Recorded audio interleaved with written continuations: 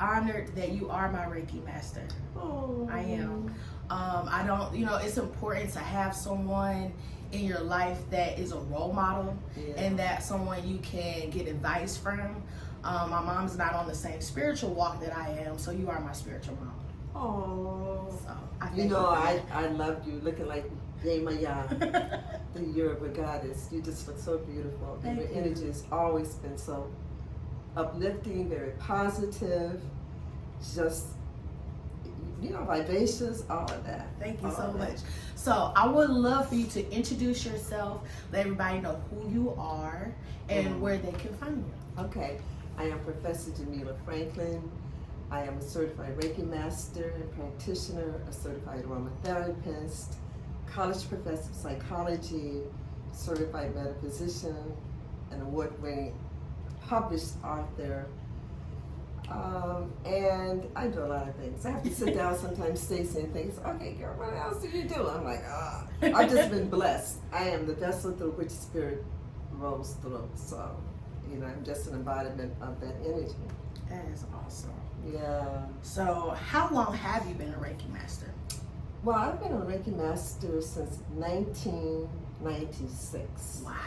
Yeah. Oh, this is a long time. It's been a minute. It's been a minute, yeah. But and the thing about it is, I don't know anyone who had the privilege that I had. I had two Reiki Masters give me my attunements at the same time, one behind the other. So, and there probably are other people like that, but I've not met anyone like that. So my life was on a very, very interesting roller coaster because I had two very, very powerful beings who were putting their energy from the Creator into me. So things were just like, they were just jumping off. And that's good. But I was really thankful. Yeah. So what made you want to become an energy healer? Well, I'm always very interested in anything that deals with energy. I've always been. As a child, I was clairvoyant. Okay. And I didn't know that I was. I thought everyone could see, like I could, in terms of being clairvoyant. I thought everyone could hear. And people started to tell me. One friend of mine, when I was in my 20s, she said, how do you know what you know? I said, what are you talking about? She said, people don't know what you know. So then I started on this journey of exploring anything that dealt with healing. Okay. Aromatherapy, because it was coming from Egypt. It didn't come from Asia, everybody. It came from Egypt. Everyone thinks it came from Asia. No, it did not. Okay. Then I looked at aromatherapy, I looked at reflexology, and then I was introduced to Reiki. And I was like, I'm hooked. Because it goes beyond the mind. I'm trained as a therapist to deal with the cognitive part. This goes beyond the mind. So even if you have blockages and try to block things, with Reiki it goes behind that. And it brings out whatever needs to be healed. It doesn't make a decision for you. It just brings it up so you can look at it. And then you can make the decision. It puts all your laundry, your dirty and your clean laundry, in front of you. That's good. That's good. So if you had to break down what is Reiki, no one ever heard of it before, and I said, okay, I'm a Reiki healer, and they're like, well, what is that? How would you describe what Reiki is? Reiki to me is the infinite energy from the Creator, from the universe, from the cosmos, right? So, and that energy is then given to you by way of the symbols. Because what happened is Dr. Yusua Makawa, who was the one who created the term Reiki. Reiki has been here since the beginning of time, but he was able to pull together that energy back in the late 1800s, and he was a Buddhist monk. And he wanted to go beyond Buddhism, because with Buddhism, they're always trying to escape the body. The body for them is like, torment. And so he said, well, okay, I'm in this body, let me see how I can heal or what I can do with it. So he went on top of the mountain and he meditated. And it's comparable to the Christian cosmology with Jesus, where he went up to the mountain for 40 days. And all these different belief systems, you have similarities. And Reiki, by the way, is not a religion. It's not a religion. So you can be Buddhist, you can be Christian, you can be Muslim, you can be Yoruba, you can be anything, still be a Reiki master. But he went up on the mountain, meditated, and the story goes that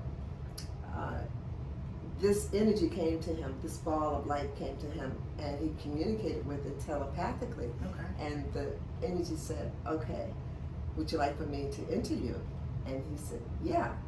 And he said, well, you may not survive it. He said, I don't care. I want to. So this ball of light supposedly came into his third eye and rendered him unconscious. And then when he came to, he saw these symbols, which are the Reiki symbols that we as Reiki Masters put into your hand. And so when he came down from the mountain, as the myth goes, there's so many different stories about this, but as the story goes, he came down from the mountain and he saw the shopkeeper's granddaughter, and she had a toothache. And so he just instinctively put his hand on her jaw, and she was healed. So he said, oh, okay. And then he talked to a small group of people in Japan, because this happened in Japan, he was from Japan. And he trained them, very small group. And he was telling them that it was a sacred process and people should not use it for material gain. Then he transcended. And so one of his teachers, a female, I forgot her last name, anyway, it starts with an H, but she took it from Japan and went to Hawaii. Okay. And then it left Hawaii and it came to Europe. And then it left Europe and it came here. So the history of Reiki is very interesting because in the beginning it came from humble beginnings, but when it came here, they started charging like $10,000 for a Reiki mastership. It was crazy. Yeah. And because it was trying to be an exclusive club. So, but then I'm part of the Renegade Reiki group. So there was a group of people that said, that's crazy. It should be made available to people at a reasonable price. It is not an exclusive club. Yeah. So my lineage is a lineage that deals with the Renegade thing, making it available to everyone. But it's so powerful because you don't have to believe in it. Yeah. It doesn't require belief. It does not. You know, all it does is that if someone like you put your hands on someone, the food tastes differently, because people would ask me, what did you do to the food? I would give them the recipes, and I can't make it like that. I said, well, it's Reiki. It's Reiki. So if someone wanted to get Reiki for the first time, what would you say what they can expect from a session? Well, that's a very good question, because I don't make any promises, because it's not about me. I am the vessel, and the universal energy is coming through me to you. So a person may come to you and say, oh, my knees hurt, and then you're working on the knees, and then they feel the energy flow up from the knees up to the heart, because the universal energy has its own intelligence and you can't control it. And when people start talking about, well, I can do it, then that person is not coming from the heart center. That person is coming from ego. So I tell people, the only thing I can promise you when you come to see me is you will not leave the way that you came in. But I can't tell you what goes on, because I'm the vessel. It's like I'm the jumper cable, and the energy is coming outside of me, through me, as a cable to you. Right. So it's your connection. I'm connecting you with the universal energy. God, Allah, Yehweh, Jehovah, whatever name, Ola Damari, whatever name you use. I'm connecting the energy to you, so that the healing that is within you can become a reality, because I'm just jump-starting it. Good. Okay. What conditions, if someone had, would you suggest Reiki for? Anything. Emotional, mental, physical, financial, even your car. You can do Reiki on your car, because everything comes from universal source. So even though people say, well, the car isn't a living thing, no, but it comes from universal source, the rock, anything. So you're putting your energy, your hands on an inanimate object or whatever, and it just flows from source through you to that. People have started their batteries with Reiki, just putting their hands on it, because you're setting your intention, and then the energy just flows to fulfill it. But it requires that you get out of the way regarding the outcome, Because some people are like, well, I can make you better, I can heal you. No. If the person, because I've done Reiki on people who were transcending, who are going over to the other side, transitioning. Like with my mom, I made my mom a Reiki too before she transitioned. Okay. So her journey to the other side was made better because of Reiki. Okay. So it doesn't mean that a person's going to come out of it, because you don't know what their contract is with Source. They may be ready to go, but this is just helping them to release this body better. But then if you have financial problems, Reiki is great. If you're having emotional problems, and I'm also a therapist, psychotherapist, and a life coach. So I use Reiki with that too. So it is helping you get out of your head, to be open to the healing that is yours. That's what it's, the healing is yours. Can you give me an experience of a client, like how you? I wrote this down. Provide a story where one of your clients experienced the most benefits from receiving a Reiki session. Oh, I can give you several. Okay. I just had one yesterday. I did a Reiki 1-2 class yesterday with a mother and a daughter. Okay. Right? And the mother was having real serious issues with her back, sciatica. And it's really good for joint problems and things like that. So I started doing the physical part, but then putting my hands and she could feel it. And so she could feel it heating up. And like with Reiki, I can tell when you're having distress in your body because I can feel the heat in my hands. Like Reiki involves both touch and then no touch. So if a person has boundary issues because of being molested or whatever and does not feel comfortable with touch, you don't have to touch the person. You can be standing close to the person or even across the room and being Reiki to the person. It's not local and you don't have to be up close. Okay. So with this particular person, she didn't have an issue with boundary issues. So I was in that area massaging for a little bit and then just working on it. And I could feel where the energy was shifting. I can feel it. Like when I'm going over a person, I'm doing a body scan because you have an auric field that some people can see. Babies can see it and animals can see it. But we've trained our third eye not to see it, so it's closed. But with this, I'm going over it like this, and then I'm going all the way down and over. And so what happens is I can feel where the discomfort is. And so then I just focus on that by laying my hand a couple of inches above the area or right on the area. And then, I really focus on the head, which is the crown, a lot. And then I focus on the knees if I'm led, and then the hips. But even if I'm focusing on the knees, like I had mentioned earlier, if that energy needs to go somewhere else, it will. So wherever I'm placing my hand, the energy is going to go to that area, but it's going to go to other areas as well. And what people feel with the Reiki treatment is they feel like electric impulses, like, flowing through their bodies. And I never tell them what to look for because I want it to be their own experience, but they can feel it. And then when they come out of it, everyone has said he or she feels like it was the most peaceful, restful. Some people go to sleep or semi-sleep that they've ever had. They come out of it just feeling euphoric, very happy, very peaceful, very focused, and like they can do whatever they need to do for the day. It's just really powerful. It is. And you can do it on your animals. Okay. I think you answered a lot of the questions within talking. Okay. Passionate about. And I was going to ask you, when you were adolescent, where did you want to be when you grow up? And since a child, I've always wanted to be a teacher. So that's what I am. I'm a master teacher. And it's interesting because when I was 5, I never will forget. My mom told me, "You're going to be a nurse." And I said, "I don't even like the sight of blood. I'm not going to be a nurse." Now, back in the day when I was growing up, you didn't talk back to your parents. So I paid the price. So she dealt with me physically. And I got up and I said, no nurse. That never happened. I always knew I was I was going to be some kind of teacher. Okay. I used to teach the children in the neighborhood how to read.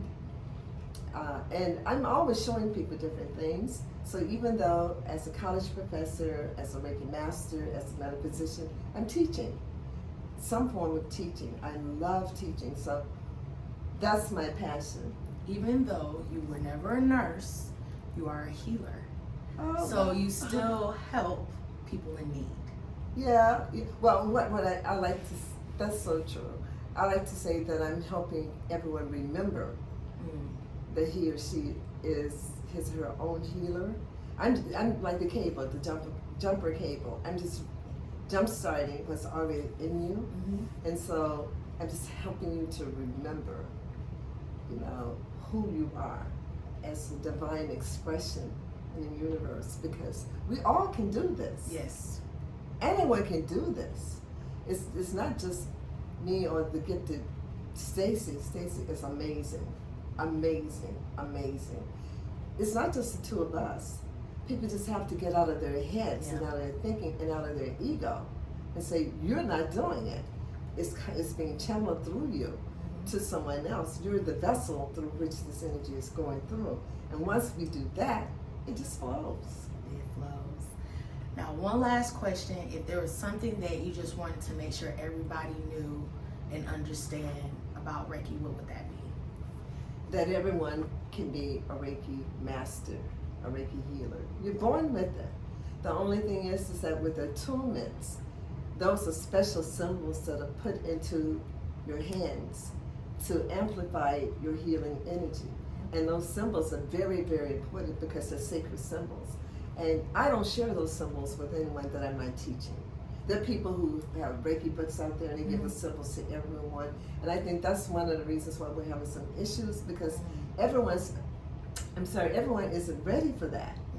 You know, and I think people sometimes will try to use things for ill gain.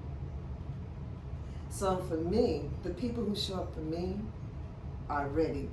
The ancestors bring them to me. The spirit guides bring them to me. Because I don't advertise, you know, a lot. I'm not passing out business cards. So when people show up, someone has referred them. It's by word of mouth. And so then that's letting them know the ancestors are telling them it's time. The guides are telling them it's time. It's time for you to step into the awesome being that you came here to be. You're not a human being having a mystical experience. You are a mystical, spiritual being having a human experience. And we have it twisted. So the thing with this is Reiki is for any and everybody.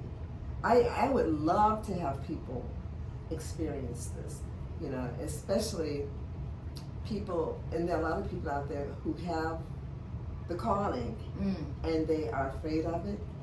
They're seeing things out of the corner of their eyes. They're seeing spirits that are calling them and they're running from it. You can run, beloveds, but you can't hide. Because they're calling you not to spook you. They're calling you because you're ready and you're signed up for it before you incarnated.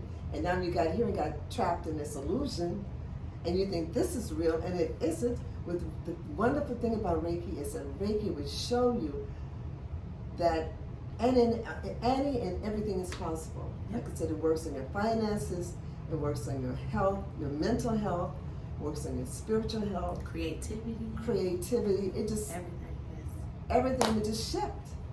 And I'm so thankful again that I found you. Oh, I'm and that so you've been introduced to my life. Yeah. I'm so thankful again, Ms. Dr. Jamela. Yes. I'm so thankful to you, beloved. She is the person, I'm telling you. Not just shea butter. She's massage therapist, anything. This one here is so creative. When I saw her videos, I was like, I didn't know that you could do that, Stacey. She said, yeah, I used to be a child actor and I used to be into film editing. And she's so modest. So many things I didn't know about her. Amazing. I appreciate that. Amazing. I do. Well, I thank you so much, guys, for tuning in. And I thank so much for my Master Reiki, Dr. Jamela. And stay tuned. Make sure you subscribe, follow, and I have more videos for you soon. Yes. Blessed and beloved. Have a great day. Namaste, beloveds. Saw, yeah, she got the saw.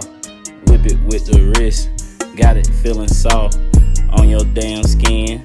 Gon' blend it in. Smelling so good, and your girl wish she could. Dripping on me, that's that wiggy. Salt, feeling like a boss. Gon' whip it, shake butter lady. Show me what you doing with that butter, baby. Solid. I'm gonna have to clean out this car bad now. No, I was talking about me stepping on the seat. With your shoes, you ain't take your shoes off? You ratchet as hell. I'll beat the bitch ass you did my shoes. It's my car. I know. My car. You can do that. I can do that. You clean it up. Shoot. It's my car.